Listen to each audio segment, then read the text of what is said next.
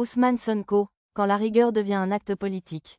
Quand le directeur de la RTS, Pape Alé Niang, lâche cette phrase, voici un homme d'une dimension exceptionnelle. Un orthodoxe de la rigueur. Pour sa tournée politique, il a refusé catégoriquement la couverture médiatique de l'équipe de la RTS qui l'accompagne, ainsi que des membres de la primature. Un homme d'État qui sait faire la part des choses, ce n'est pas un simple compliment. C'est un aveu. Ousmane Sonko a refusé la couverture médiatique de la RTS pour sa tournée politique. Il a décliné la présence même de membres de la primature. Pas de cortège institutionnel, pas de mise en scène d'État. Dans un pays où chaque déplacement officiel ressemble à un défilé budgétaire, cette posture est presque révolutionnaire.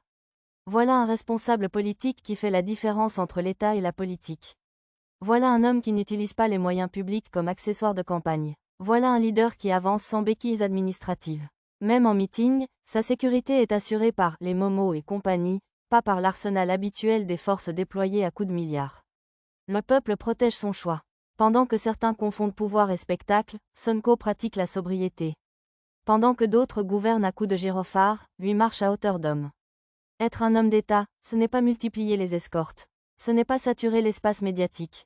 Ce n'est pas transformer chaque sortie en carnaval républicain. Être un homme d'État, c'est savoir dire non. Non aux privilèges inutiles. Non à la confusion des genres. Non au confort du système. Et quand même le directeur de la radio et télévision nationale Pape Alé Niang finit par le reconnaître, on comprend que quelque chose a changé. La rigueur dérange, la simplicité bouscule, et le système, lui, commence à transpirer. Sonko est différent des autres opportunistes, à pardonner, Somafi voulait dire des opposants. Somafi ne c'est pas pour vous les patriotes, mais pour moi Somafi Sonko est une bénédiction divine. Imaginez sans Sonko, où serait le Sénégal actuellement politiquement parlant avec cette dette